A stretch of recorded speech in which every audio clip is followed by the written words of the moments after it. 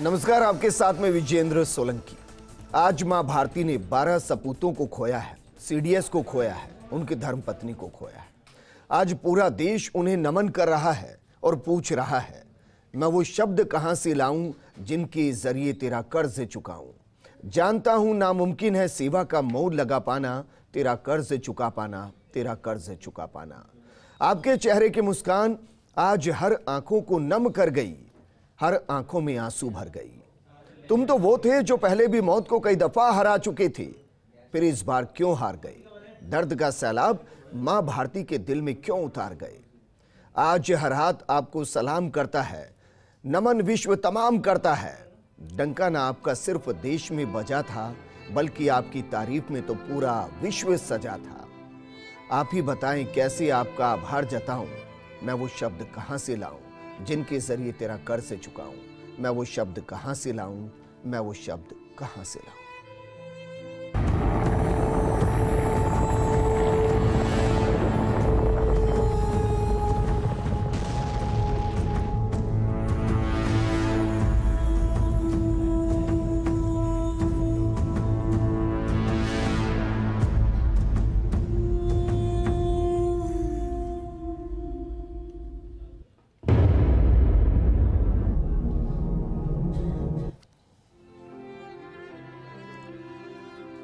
शहादत को हर कोई नमन कर रहा है, लेकिन जिस हेलीकॉप्टर को सबसे सुरक्षित माना गया, आखिर उसी ने आज 12 वीर सपूतों की जान ले ली। इस हादसे के बाद क्या कुछ बदलेगा और कैसे इस हादसे के बाद की तस्वीर होने वाली है? बेहद खास मेहमान हमारे साथ मौजूद हैं, लेकिन उनसे बात करें। जरा तस्वीरों को देखते हैं एक बार फिर से और शब्दों के जरिए नमन करने की कोशिश कर।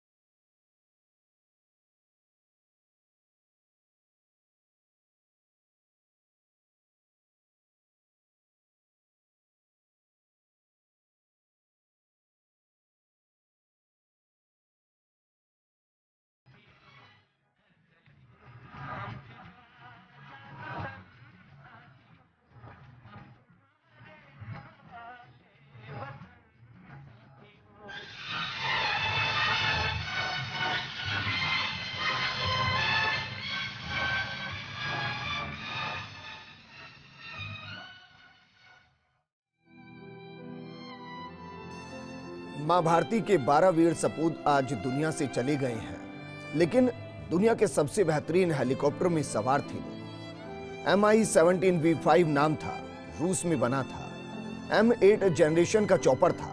सभी वीवीआईपी इसी के जरिए उड़ान भरते हैं। 6 किलोमीटर की ऊंचाई तक उड़ सकता है, 250 की रफ्तार से आगे बढ़ सकता है।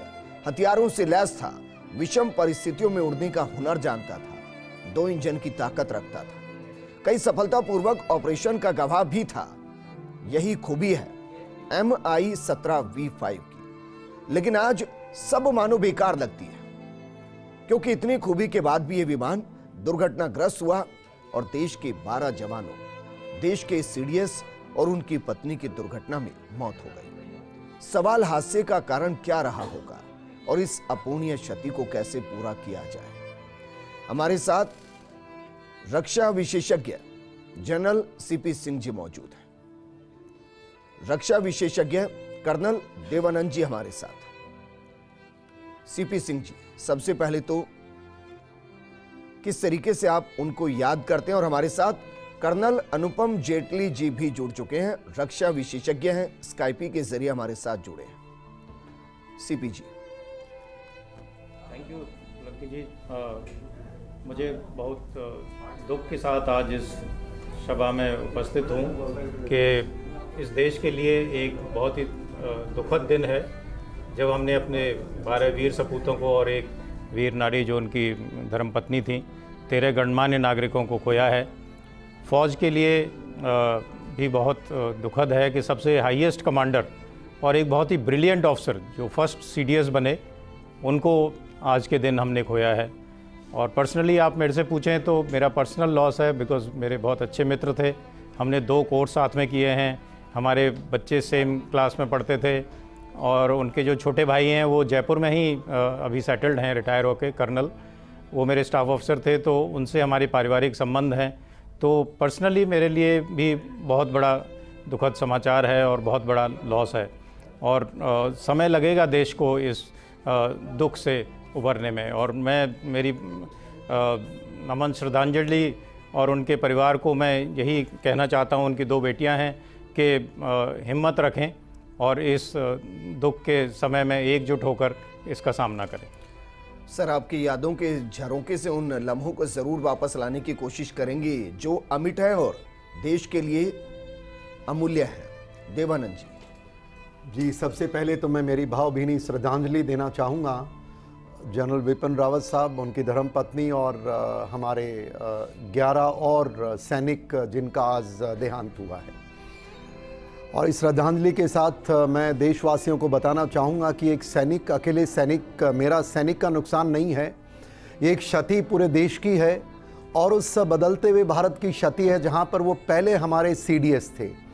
और उस क्षति में इसलिए बोल रहा हूँ कि जब इनको पहला सीडीएस बनाया गया तो जिस प्रकार से बदलाव सेना एज ए चीफ इन्होंने किए थे वो पूरा देश जानता है। जिस तरह सर्जिकल स्ट्राइक इन्होंने बर्मा में भी की उन्होंने, और फिर पीओके में भी सर्जिकल स्ट्राइक की।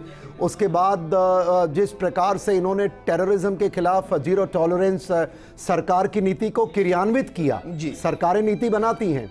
और उसके बाद जब सीडीएस बने तो जिस प्रकार से इंटीग्रेटेड हमारे जो कमांड सिस्टम लाए और बहुत सारे बदलाव देश के अंदर निर्माण की कार्यों को इन्होंने प्रगति दी, तो मैं मानता हूं देश का बहुत बड़ा नुकसान है और ये कभी भरपाई पूरी नहीं हो सकती।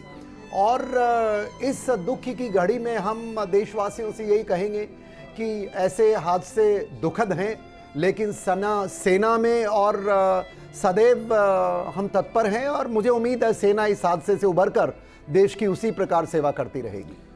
ठीक है कर्नल अनुपम जेटली जी, सबसे पहले सर चाहेंगे कि आप अपने शब्दों के जरिए आज देश के वीर सपूतों को श्रद्धांजलि दें जो देश के लिए न्योछावर हो गए। आज बहुत भारी मन से और दुखी होकर मैं मां भारती के इन सारे सपूतों को और वीर नारी मतुलिका जी को श्रद्धापूर्वक नमन करता हूं। आज देश के लिए बहुत बड़ा दुख का और संकट भरा दिन है। जितना काम श्री बिपिन रावत जी ने किया आर्मी चीफ होकर और उसके बाद सीडीएस बनकर, इतना शायद कोई आदमी सोच भी नहीं पाता है। अगर हम देखें तो चाहे वो म्यांमार की 2015 की स्ट्राइक हो जिसमें NSCN-K के लोगों को न्यूट्रलाइज किया गया, या इस 73 दिन का डोकलाम का स्टैंड ऑफ हो चाइनीज PLA के खिलाफ, या बालाकोट की सर्जिकल स्ट्राइक 2019 की हो, या गलवान घाटी की चाइना को मुंहतोड़ जवाब देने की प्रतिक्रिया हो, ये सब की जिम्मेदारी एकमात्र जनरल रावत के कंधों पर रही है जी।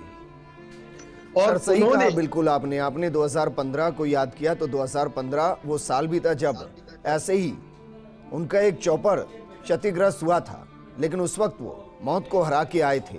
अफसोस इस बार ऐसा हो नहीं पाया। दिल्ली न्यूज एडिटर अदिति नागर हमारे साथ जुड़ी हैं। अदिति, CCS की बैठक चल रही थी, क्या खत्म हो चुकी है, अभी भी चल रही है?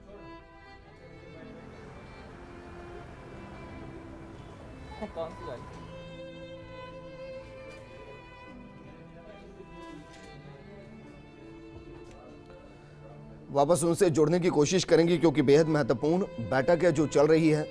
सीपी सिंह जी, जो बैठक चल रही है सर, उसमें किस तरीके के फैसले हो सकते हैं, किस तरीके की रणनीति पर बात हो सकती है?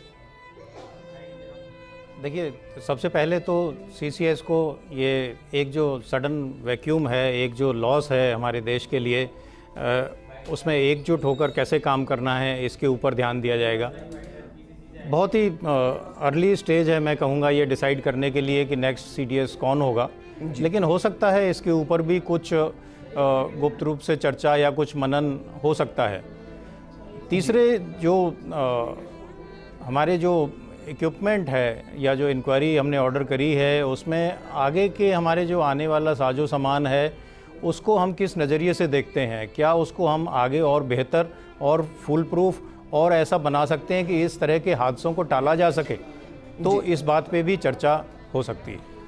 ठीक है सर, एक और सवाल, क्योंकि अब बात करते हैं उस चॉपर की जिसको सबसे सुरक्षित माना गया और बहुत पुराना नहीं है। जिस चॉपर में ये दुर्घटना हुई है वो 2 साल पुराना भी नहीं है सर। M8 जनरेशन का चॉपर, सभी सुविधाओं से लैस, विषम परिस्थितियों में उड़ने की क्षमता रखने वाला। सर, सेना के जवान जब सरहद पर शहादत देते हैं तो पूरा देश फक्र करता है, और जब इस तरीके से शहादत होती है तो दिल से आंसू निकलते हैं। इस तरीके से नहीं खोया जा सकता। आपको क्या लगता है कमी कहाँ रही होगी? देखिए, इंक्वायरी ऑर्डर हो चुकी है और ये तो सही बात, पूरी बात इंक्वायरी में ही निकल के आएगी। लेकिन आप बिल्कुल सही कह रहे हैं, जब देश के लिए लड़ते हुए सीने पे गोली खाते हैं तब शहादत होती है तो उसको हर सैनिक सलाम करता है, अच्छा लगता है, देश के लिए न्यौछावर करने को तैयार रहते हैं। लेकिन जब किसी हादसे में इतना बड़ा लॉस होता है, इतना बड़ा दुखद घटना होती है, तो हम सभी को बहुत दुख होता है। अब कमी कहाँ रह सकती है? एक इक्विपमेंट, बहुत ही अच्छा जहाज़ था, जैसे आपने बताया। मेरे ब्रदर कुछ पायलट, खुद पायलट हैं, वो उन्होंने भी फ्लाई किया है। सारे वीआईपी फ्लाइट्स इसी में चलते हैं। रशिया का बना हुआ बहुत ही सिंपल ट्विन इंजन एयरक्राफ्ट है, पुराना भी नहीं था, पूरे दुनिया में उड़ रहा है, कोई कमी नज़र नहीं आती।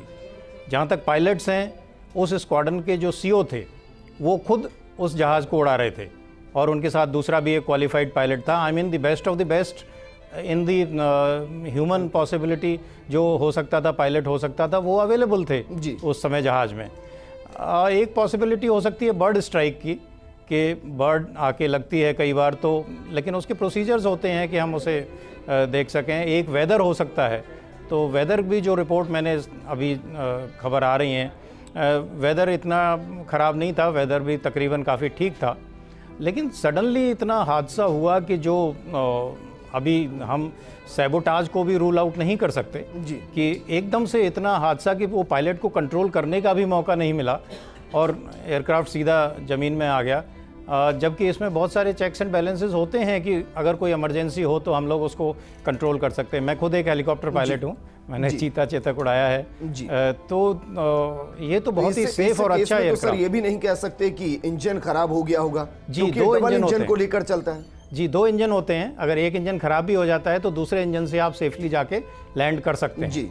और दोनों इंजन खराब होने की कंडीशन में भी ऐसा होता है कि आप उसको कम से कम थोड़े डैमेज के साथ में कहीं वैली में, कहीं प्लेन जगह पे उतार सकते हैं, उसके प्रोसीजर्स होते हैं।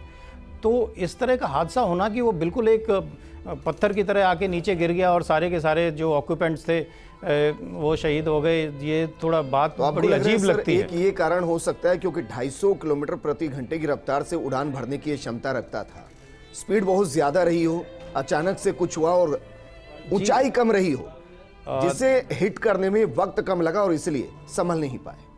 देखिए, आधे घंटे की सिर्फ फ़्लाइट थी सुलूर से वेलिंगटन तक की। मैं सुलूर में भी फ्लाई किया है और वेलिंगटन में भी कोर्स किया है।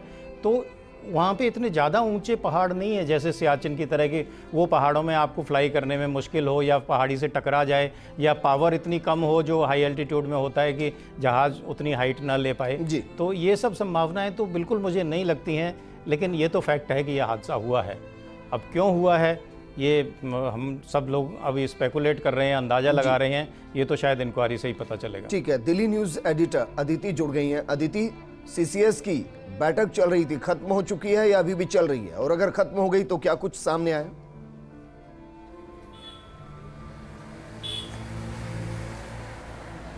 देखिए, सीसीएस की बैठक खत्म हो गई है, एक वीडियो रिलीज़ किया गया है। अधिकारी के ऊपर कोई भी बात या बयान या कोई चीज़ बाहर नहीं आती है, लेकिन जो अंदाज़ा लगाया जाता है, 2 मिनट का मौन रखा गया। जितने भी लोग आज इस दुर्घटना में अब नहीं रहे, उनके लिए मौन, उनके परिवारों के को ढांढस बांधने के लिए वहाँ पर प्रेयर्स हुई हैं। और उसके अलावा देखिए, होम मिनिस्ट्री की तरफ से राष्ट्र शोक का जिसे प्रस्ताव कहा जा सकता है, राष्ट्र शोक की घोषणा, उस पर भी चर्चा की गई है। और जैसा अभी जिनकी हम बात सुन रहे थे, उस पर भी चर्चा हुई है, जो पूरी एक रिपोर्ट मांगी गई है और जिस पे इन्वेस्टिगेट हो रहा है कि ये कैसे हुआ। इस तरह का एयरक्राफ्ट जो इतना सेफ, इतना स्ट्रॉन्ग, इतना बलशाली, शक्तिशाली माना जाता है, और ऐसे कौन सी परिस्थितियों में ये सब हुआ, उसकी पूरी एक रिपोर्ट। क्योंकि हर व्यक्ति इसे ही स्पेकुलेट करने की कोशिश कर रहा है कि वो क्या वजह रही होंगी कि इतना बड़ा हादसा हुआ कि ना रेस्क्यू हो पाए, ना लैंडिंग हो पाई, ना इवैक्यूएशन हो पाया। तो ये तमाम चीज़ें हैं, लेकिन देश ने इतने बड़े शक्ति, मतलब जैसे बोलते हैं कि माँ भारती के सपूत को खोया है। और ना सिर्फ वहाँ पे, और जितने भी पूरे 12 लोग थे जो आज हमारे देश के सुरक्षा के लिए वहाँ रहे, वो आज हम खो बैठे हैं। बेहद दुखद घड़ी है। और अक्सर विजेंद्र, हम देखते हैं कि हम कुछ ज़रा सा छोटा मोटा काम कर लेते हैं।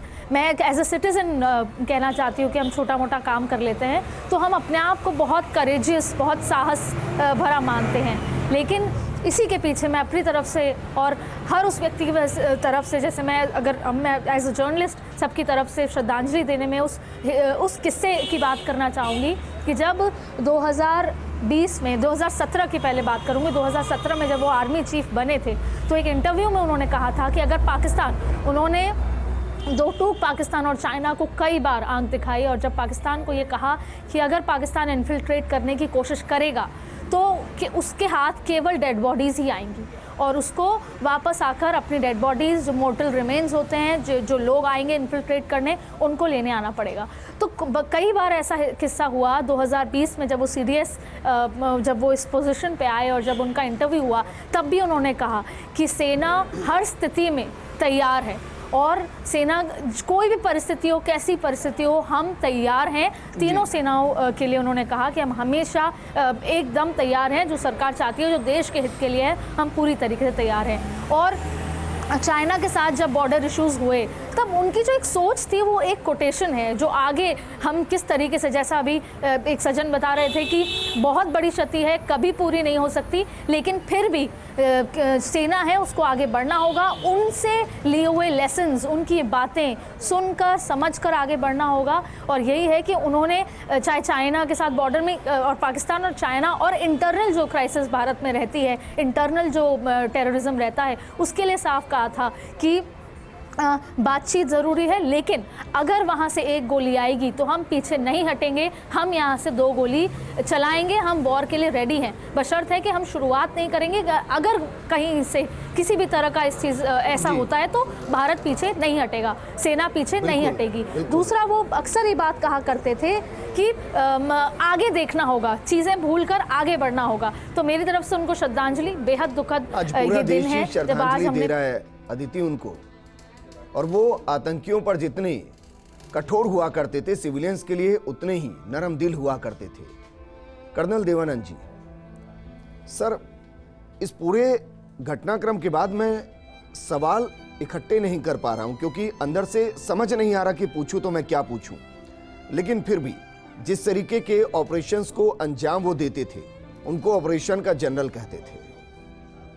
कई ऑपरेशन उन्होंने सफलतापूर्वक अंजाम दिए। कुछ ऐसी यादें जो उनके शख्सियत को आगे बढ़ाए, क्योंकि ये तो सब जानते हैं कि बिपिन रावत सीडीएस से, उनके कारनामे युवा पीढ़ी जाने, हिंदुस्तान जाने, ये भी जरूरी है। देखिए साहब, सबसे पहले तो जैसे मैंने कहा कि उनका कोई रिप्लेसमेंट नहीं हो सकता है, पर लेकिन जैसे सेना में हुआ करता है, हादसे होते हैं, आगे बढ़ता है देश और सेना बढ़ती है। और मुझे पूरा यकीन है, थोड़ी देर पहले जनरल साहब बता रहे थे कि भाई वो सीसीएस की मीटिंग में क्या होगा। मैं आपको बता दूं, सीसीएस की मीटिंग में जो भी हो, और वहाँ की बातें बाहर सिक्योरिटी रिलेटेड नहीं आ सकती हैं। पर देशवासियों को मैं बताना चाहूँगा, जो जनरल रावत साहब के व्यक्तित्व के अंदर जो आज हमें चर्चा करनी चाहिए, जो आज के युवाओं को पता होना चाहिए, नागरिकों को। जी देखिए साहब, सेना और इतिहास के अंदर अगर हम जाते हैं तो भारत के अंदर जो बदलते हुए भारत का एक रूप हमने देखने को मिला देश को, इसके अंदर बिपिन रावत साहब की बहुत बड़ी अहम भूमिका है साहब। कैसे आप देखिए, सरकारें आती हैं, सरकारें जाती हैं, पॉलिटिकल लीडर्स आते हैं, देश अपनी इच्छा शक्ति बताता है, पर वो इच्छा शक्ति किसी व्यक्ति के मार्फत आप एक्सप्रेस कर सकते हैं। और वो एक पिछले कुछ 10 वर्षों के दौर में मैं विपिन रावत साहब को उस नज़रिए से देखना चाहूँगा, देशवासियों को बताना चाहूँगा। देखिए 2015 मोदी जी की सरकार जब आई, पर सरकार की नीतियाँ जैसे बदलें, पर 2015 में विपिन रावत साहब ने जो बर्मा के अंदर जो जाके स्ट्राइक करके उन ईस्ट के मिलिटेंट्स को कोर कमांडर होते समय उनको बर्बाद किया था, पहला एक एग्जाम्पल था। और उसके बाद देखिए आप, ईस्ट के अंदर इन चीज़ों की कमी आई थी चीन और बर्मा के खिलाफ, राइट। उसके बाद देखिए जब वो बाकी चीफ बनते हैं तो उससे पहले डोकलम आता है। अब डोकलम में भी आप देखिए, चीन को विपिन रावत साहब पहले वो व्यक्ति थे हिंदुस्तान के मिलिट्री लीडर कहो, जिन्होंने खुल के कहा था कि भारत का दुश्मन नंबर 1 इज चाइना। पहले कहने में लोग झिझकते थे, आई नेवर न्यू, मैं भी जब सेना में बड़ा हो रहा था, पढ़ रहा था, चीन को सरेआम क्लियर कट वर्ड्स में कहा भारत को कि ये दुश्मन नंबर 1 है, और उसको सबक दिया डोकलाम के अंदर। ये जनरल बिपिन रावत साहब का करेज कहूंगा या वो लीडरशिप की एक ट्रेट थी। उसके बाद आता है मौका हमारा, देखिए वैली के अंदर इंटरनल टेररिस्ट को खत्म करने में उनकी पॉलिसी बहुत सिंपल थी, बिकॉज सीनियर अधिकारी जब आदेश देता, सेना तो तैयार होती है, पॉलिटिकल लीडरशिप का हम सवाल नहीं है, बट इन्होंने क्लियर कट कहा कि टेररिस्ट को कोई जगह हिंदुस्तान में नहीं है। पाकिस्तान के लिए उन्होंने कहा कि देखो भाई पाकिस्तान, तुम्हारी चल गई जितनी चवन्नी चलनी थी, अब तुम अंदर भेजोगे, we will return your people with dead bags only. वो उन्होंने करके दिखाया। उसके बाद देखिए देश के अंदर जब जब दुश्मन ने हमारी तरफ आंख उठाई, तो पाकिस्तान ने जो किया, बालाकोट सर्जिकल स्ट्राइक कहिए आप, उड़ी का सर्जिकल स्ट्राइक करिए आप, सेना ने एग्जीक्यूट किया है। पर वो मिलिट्री कमांडर जो चाहिए था, जिसने कहा कि मुझे आई वॉन्ट, हमें तैयारी रखनी है, सेना तैयार थी, सरकार के आदेश की देरी उन्होंने, हमने ये विपिन रावत साहब की लीडरशिप ही मानता हूं मैं साहब, जिसमें तैयारी की हम लोगों ने, प्लानिंग की, इंट कलेक्शन किया, एंड प्रिसिजन के साथ हमने रिजल्ट देश को दिए। तो ये बहुत बड़ी बात थी। अब देखिए यहीं पर ही विपिन रावत साहब को, जो देश को पता लगना चाहिए कि ये जो सीडीएस अभी जो जिनका दायित्व था, मैं देशवासियों को बता दूं कि सीडीएस का वो दायित्व है जो कारगिल रिपोर्ट कमेटी के अंदर उस कमेटी ने बोला था कि भाई सीडीएस बनाइए। पर ये सौभाग्य था देश का, और विपिन रावत साहब हमारे पहले सीडीएस बने, और 2016 के अंदर सिकेटकर कमेटी थी साहब, उन्होंने भी सरकार को बोला, एक समय आया जब सीडीएस की नियुक्ति हुई। अब नियुक्ति एक बात है, वो तो पॉलिटिकल डिसीजन है, वो तो एक सरकार का डिसीजन है, लेकिन उसके अंदर जो इन्होंने बदलाव किए, थिएटर कमांड, आप लोग सब सुनते होंगे थिएटर कमांड क्या है। पहली बात तो देखिए साहब कि जब ये 1999 के अंदर जो भी हमारी लड़ाई हुई कारगिल की, उसके अंदर जो दिक्कतें आई, अब इसका नमूना थिएटर कमांड पे मैं बाद में पहले आना चाहूंगा चीन का। जैसे देखिए ये गलवान में किस्सा हुआ, अब गलवान के अंदर जिस प्रकार से हमारे अब सीडीएस रावत साहब थे, तो उनकी क्लियर कट पॉलिसी थी कि एयरफोर्स, नेवी, आर्मी, नाव, तीन एक जगह कंसंट्रेट होगी, बधाई नागरिकों को। पर जो उन्होंने जब उसकी तैयारी की, और जानते थे चीन हमारा दुश्मन है, और उसकी तैयारी कर रखी थी। आपको जान के खुशी होगी, देशवासियों को पता भी होगा, गलवान के अंदर जब हमारा हादसा हुआ, विद इन 6 आवर्स हमारे अंडमान निकोबार आइलैंड से एयरक्राफ्ट मूव करके डिप्लॉय हो गए। तो ये इनकी लीडरशिप की करामात थी, बड़े बोल्ड एक्शन करते थे जी। और उसके साथ साथ इसीलिए आज पूरा देश उनको नमन कर रहा है, उनको याद कर रहा है। एक दुर्घटना ने पूरे देश को सदमे में ला दिया है। सीडीएस दुनिया में नहीं रहे, 11 जवान दुनिया में नहीं रहे। सीडीएस की धर्मपत्नी इस हादसे का शिकार हो गई है। लगातार ये सवाल उठ रहा है कि हादसा हुआ तो आखिर हुआ कैसे? क्या वाकई में सीडीएस जैसे पद पर बैठे किसी व्यक्ति को इस तरीके से गंवाया जा सकता है? बेहद खास पैनल हमारे साथ मौजूद हैं। जनरल सीपी सिंह जी हैं, कर्नल देवानंद जी हैं, कर्नल अनुपम जेटली जी हैं। अनुपम जेटली जी, सर ये तो मैं मानकर चल रहा हूं कि इंटरनल ये तो पूरी रिसर्च होगी कि ये हादसा हुआ तो हुआ क्यों, वो कौन सा पॉइंट जहां जाकर कमी रही, चूक रही, क्योंकि सीडीएस को गवाया है सर। वैसे तो हर एक सैनिक अमूल्य है, लेकिन सीडीएस के पद पर मैं मानता हूं कि कुछ ज्यादा सिक्योरिटी भी होती होगी और चेक एंड बैलेंस भी अलग अलग होते होंगे। लेकिन क्या ये सच है कि चूक एक ऐसी हुई जिसका अंदाजा किसी को नहीं था? देखिए, इस हादसे के बारे में पूरी डिटेल रिपोर्ट जब आएगी तब पता लगेगा, मगर दर्शकों को यह पता होना चाहिए कि कोई सामान्य लोगों को लेकर भी अगर कोई हेलीकॉप्टर या एयरफोर्स का जहाज या आर्मी का हेलीकॉप्टर या नेवी का हेलीकॉप्टर या जहाज उड़ता है या सिविल एविएशन का भी एक जहाज उड़ता है, तो उसकी पूर्णतया चेकिंग होती है। पहले तो टेक्नीशियंस उसके मेंटेनेंस लॉग को पूरा निरीक्षण करते हैं, उसके बाद उनका टेस्ट फ्लाइट किया जाता है कि सारे उनके उपकरण और इक्विपमेंट ठीक काम कर रहे हैं कि नहीं। उसके बाद पायलट और मेंटेनेंस स्टाफ खुद उसका यकीन करते हैं कि सब कुछ ठीक है। फिर उड़ने के पहले मेट रिपोर्ट, वेदर रिपोर्ट और बाकी चीजों, टेम्परेचर की छानबीन की जाती है जी। और उसके बाद जहाज को लिखित में फ्लाइट वर्दी सर्टिफिकेट दिया जाता है, तब उड़ता है। और यहां हम उस शख्स के जहाज की बात कर रहे हैं जो कि ट्राई सर्विस के चीफ था।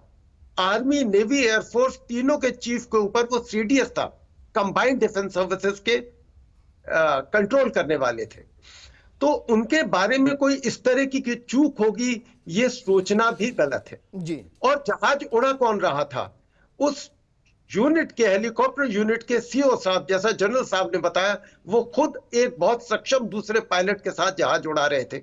तो यूनिट का सीओ जब एक जहाज उड़ा रहा है तो उस जहाज की पूर्णतया चेकिंग नहीं होगी, ये सोचना, परिकल्पना करना भी पूर्णतया गलत है। लेकिन सर लंबी दूरी पर नहीं चलना था, सिर्फ आधे घंटे के आसपास का सफर था जो हवा में था। अगर इन्वायरमेंटल क्लियरेंस ली गई, पर्यावरण को देखा गया, फॉगिंग को देखा गया, पूरे इक्विपमेंट को चेक किया गया, तो फिर आपको ऐसा क्या लगता है कि महज 25 मिनट के बाद सिर्फ 5 मिनट और चलना था हेलीकॉप्टर को और यह हादसा हो गया? देखिए, इसकी कई वजह हो सकती है। मैं खुद एयर डिफेंस में सारी जिंदगी नौकरी की है जी। और जहाजों का और एयर डिफेंस के बारे में काफी ज्ञान रखता हूं। जिस तरह एक पैनलिस्ट ने बोला कि एक रीजन हो सकता है बर्ड हिट, जो कि उस हाइट पर मुश्किल लगता है। ठीक है सर। दूसरा जो बेहद रीजन हो सकता है वो है क्रिटिकल कंपोनेंट का फेल होना, जो फ्लाइट को अफेक्ट करता है। ये मशीन है, चेकिंग के समय अगर हिस्से पुर्जे सही पाए गए तो लाख में से एक ऐसा उदाहरण हो सकता है जो कि बदकिस्मती से इस समय होना था और देश को इतने बड़े एक भारतीय मां के सपूत को खोना था, बाकी 13 जाबाजों को खोना था। इस समय की एक हो सकता है क्रिटिकल फेलियर हो किसी इक्विपमेंट का, जैसे जहाज आगे नहीं बढ़ पाया और जहाज पूर्णतया नीचे आया। वरना छोटी मोटी समस्याएं इस जहाज में नहीं आती। ये मी 8 के फ्रेम पर बना है और उससे बहुत ज्यादा अच्छा जहाज है और डबल इंजन है। इंजन फेल होने के बाद भी एक इंजन फेल होता है तो दूसरा इंजन सक्षम है जहाज को आगे ले जाने में। कुछ वजह ऐसी रही जो कि दोनों इंजन अगर काम भी कर रहे हैं तो क्रिटिकल कंपोनेंट ऐसा था जो कि जहाज को आगे नहीं ले पाया।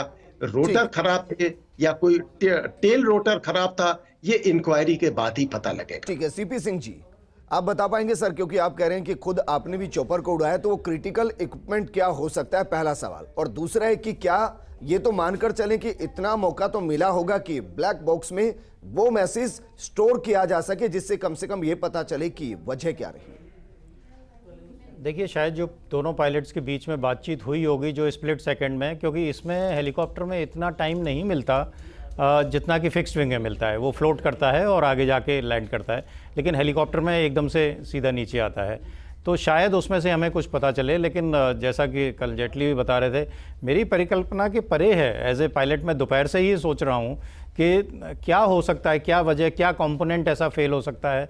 लेकिन जो कंपोनेंट्स होते हैं, जैसे वो कह रहे थे टेल रोटर है या जो मेन रोटर के गियर बॉक्सेस हैं, वो इतनी जल्दी फेल नहीं होते, बहुत ही, एंड रशियन इक्विपमेंट बहुत ही रगेड होता है।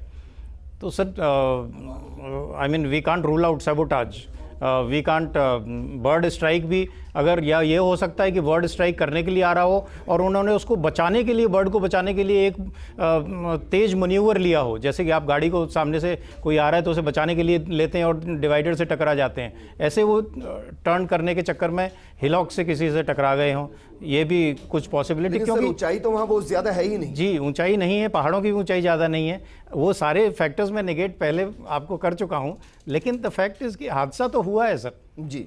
तो यही फैक्टर्स को हम दोबारा से कंसीडर करते हैं ब्लैक बॉक्स पर ऐसा ही कुछ हुआ हो, या जो ब्लैक बॉक्स, जी, या कोई जो इक्विपमेंट है उसके भी कंपोनेंट्स मिलेंगे बचे हुए, उनमें से भी शायद हमें कुछ पता चल सके कि ऐसा कौन सा इक्विपमेंट इतने सडनली फेल हो गया कि वो उसको कंट्रोल भी नहीं कर पाए। जी, ये गियरबॉक्स। एक और उम्मीद है सर, क्योंकि 14 जवान थे, 13 की मौत हुई है, एक अभी सुरक्षित हैं, उनसे भी बहुत से सवालों के जवाब मिलेंगे। जी, वो ग्रुप कैप्टन वरुण सिंह है शायद उनका नाम, वो इंस्ट्रक्टर थे स्टाफ कॉलेज में, और वो लाइजन ऑफिसर बन के, उनके प्रोटोकॉल ऑफिसर बन के आए थे, उनको लेने आए थे, और उनके फादर भी आर्मी के ब्रिगेडियर हैं जी। तो उनका भी आर्मी का बैकग्राउंड रहा है, वो बेचारे काफ़ी क्रिटिकल कंडीशन में हैं, लेकिन हाँ, जब वो ठीक होंगे, हम ईश्वर से दुआ करते हैं कि वो बिल्कुल ठीक हो जाएं, तो उनसे भी बहुत सारी चीज़ें हमें पता करने को। कर्नल देवानंद जी, सर एक कठोर सवाल जो मेरे जहन में, क्योंकि जिस घटना का जिक्र हम कर रहे हैं उसमें हमने सीडीएस को खोया है, प्रधानमंत्री इसी में सफर करते हैं, रक्षा मंत्री, गृह मंत्री, सेना के सभी जो अधिकारी हैं वो इसमें सफर करते हैं। अगर इक्विपमेंट में, अगर इसको मशीन भी मान ले और मशीन में इस तरीके की कमी आ रही है कि हम सर्वोच्च अधिकारी को खो रहे हैं, तो सर मशीन ही बदल देनी चाहिए। देखिए साहब, सबसे पहली बात तो ये है कि सीडीएस कोई मामूली व्यक्ति नहीं है हिंदुस्तान का, और ना ही ये कोई चुने हुए व्यक्ति हैं। ये वो व्यक्ति हैं जो बचपन से लेकर के उनको ट्रेन करते करते उस पद पे बैठाया है, उनकी काबिलियत, एक्सपीरियंस, तजुर्बे को लेकर के। और एक तरह माना जाए तो सीडीएस जब से आए हैं एक तरह सुप्रीम कमांडर हैं, ये टेक्निकली हमारे प्रेसिडेंट होते हैं। तो जो आपने कहा कि अगर मशीन और ऐसे व्यक्ति के लिए जिसके दिमाग और जिसके कंट्रोल में पूरे देश की सुरक्षा है, जिम्मेवारी है, मैं ये मानता हूं साहब, कारण ये छोटी मोटी बातें, हादसा कैसे हुआ होगा, वी आर पॉजिटिव, गुड, हम चाहते हैं, भगवान करे कि कोई ऐसी चीज निकल के आए जिसको हादसे का रूप दे दिया जाए, पर मेरा मन कहीं अभी भी नहीं मानता है, क्योंकि मैं आपको बताऊं दिन भर में क्या चर्चा हुई। देखिए, हादसा हुआ, एक जगह देखने में आया कि इवनिंग में रिपोर्ट्स आई थी कि जब वो हेलीकॉप्टर नीचे आ रहा था उसमें ऑलरेडी आग लगी हुई थी। जब उसमें ऑलरेडी, अगर वो सत्य है तो ऑलरेडी आग लगी हुई है, तो अगर किस कारण आग लगी है, मेरे को मैं इतना ज्ञानी नहीं हूं, बट टेक्निकल फेलियर से अगर आग लगी है तो इस मशीन को कल ही हिंदुस्तान से गड्ढे में फेंक देना चाहिए, सारे हथियारों को। और अगर टेक्निकल फेलियर नहीं है तो मैं मानता हूं पक्का सैबोटाज से हुआ है, और वो क्या हुआ है जरूर पता लग जाएगा। दो चीज, पर इस तरह जैसे आपने ही बताया, मान लो कल सुबह प्रधानमंत्री महोदय जा रहे हैं, अपने डिफेंस मिनिस्टर जा रहे हैं, वो किसी भी जगह विजिट पर इसी हेलीकॉप्टर का इस्तेमाल है, तो ये स्वीकार नहीं कर सकते। और ना ही, अगर देखिए नुकसान हो गया है, पर अब हमें तय करना पड़ेगा क्या इस हेलीकॉप्टर को आपने इस्तेमाल करना है। अगर आपको लगता है करना है तो ऐसा हादसा बर्दाश्त नहीं किया जाएगा, और अगर नहीं बर्दाश्त करना है तो कारणों का पता जल्दी से जल्दी लगना चाहिए जी। दूसरी बात, इसके अंदर ऐसा हो नहीं सकता कि बिना कारण के ये हेलीकॉप्टर, जिस तरीके से सीओ साहब खुद उसको हेलीकॉप्टर को उड़ा रहे थे, मैं नहीं मानता उनसे बेहतर हमें कोई पायलट मिल सकता है। तो ये छोटा मोटा किस्सा नहीं है। और देखिए, बिपिन रावत साहब एक सीडीएस मात्र नहीं थे, वो हमारे पहले सीडीएस थे। आप देखिए, दुनिया के दूसरे देशों में 18वीं सदी में यूके सीडीएस लेके आ गया था। हाँ, चीन, अमेरिका, वो बहुत लेट हो गए थे। 2010 के अंदर रशिया आया है, 2015 में चीन, और 2019 में, 2020 में हमारे सीडीएस साहब आए।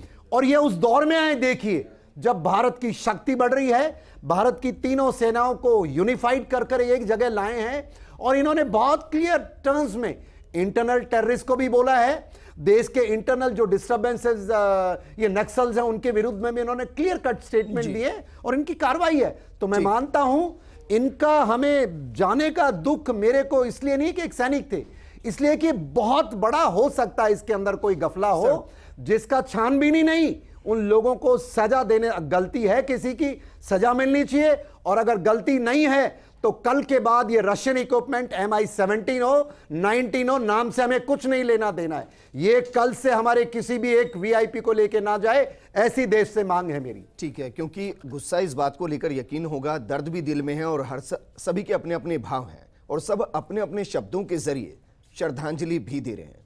फर्स्ट इंडिया न्यूज़ के चैनल हेड जगदीश चंद्र ने भी अपने शब्दों के हिसाब से वीर सैनिकों को याद किया, श्रद्धांजलि अर्पित की। जरा सुनिए।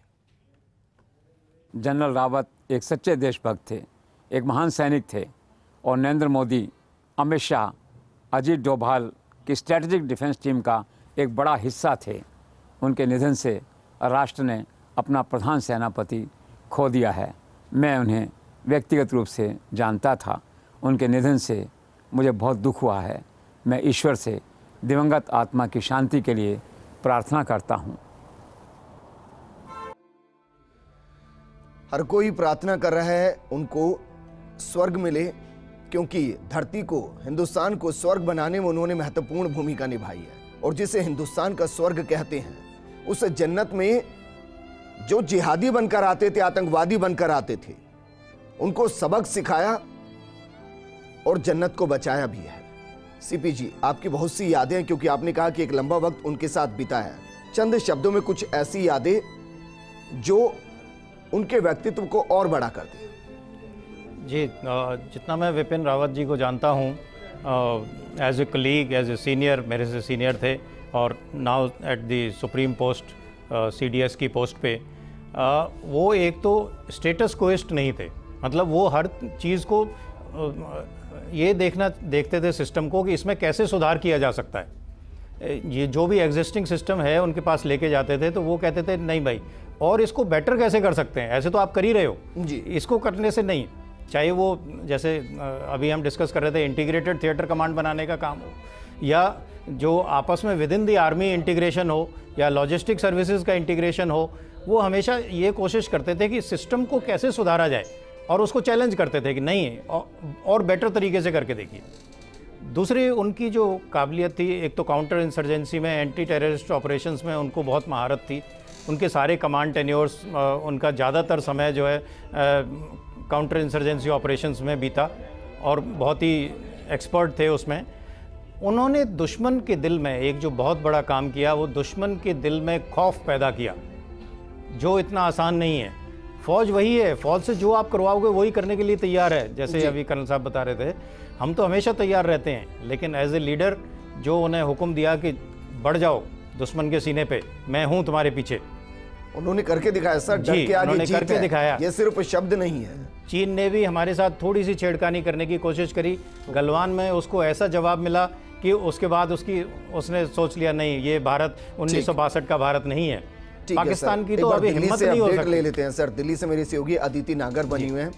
अदिति, कल उनके शरीर को दिल्ली लाया जाएगा और कोई नमन करेगा, अंतिम दर्शन करेगा। क्या दिल्ली में ही अंतिम संस्कार होगा?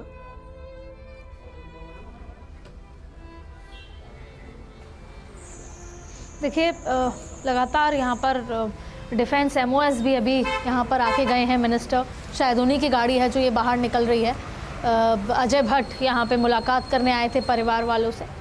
देखिए, सबका वही सवाल है जो आप और हम यहाँ चर्चा कर रहे हैं, क्योंकि बहुत बड़ी टीस है दिल में कि ये हुआ तो हुआ कैसे।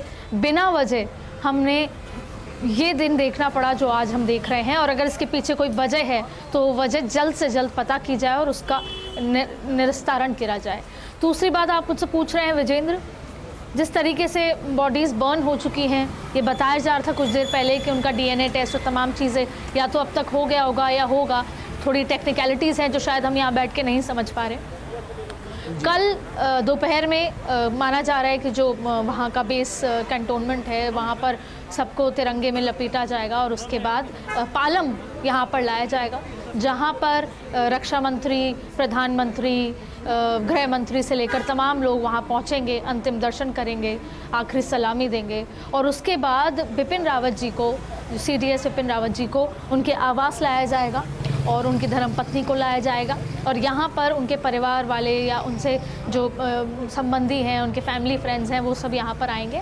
और अभी तक इस बात की श्योरिटी नहीं है, बट उम्मीद की जा रही है कि शायद यहाँ से फिर उनको उत्तराखंड ले जाया जाए और उनके आखिरी राइट्स उत्तराखंड में पूरी की जाए, लेकिन इस बारे में अभी किसी भी तरह की कोई पुष्टि नहीं की गई है। ये तमाम तरीके का अभी तक जो अपडेट है वो लाया गया है कि पालम लाएंगे, पालम में तमाम लोग उनको आखिरी जो है दर्शन, उनके पार्थिव शरीर का दर्शन करेंगे। अदिति, शुक्रिया वहाँ से अपडेट करने के लिए। CP सिंह जी, देवानंद जी और अनुपम जी, आपका भी शुक्रिया। आज पूरा देश जवानों को नमन कर रहा है और शायद कह रहा होगा कि बिछड़े तुम हमसे कुछ इस तरह की रुत बदल गई, बिछड़े तुम हमसे कुछ इस तरह की रुत बदल गई, पल भर में हमें वीरान सा कर गए। नमस्कार।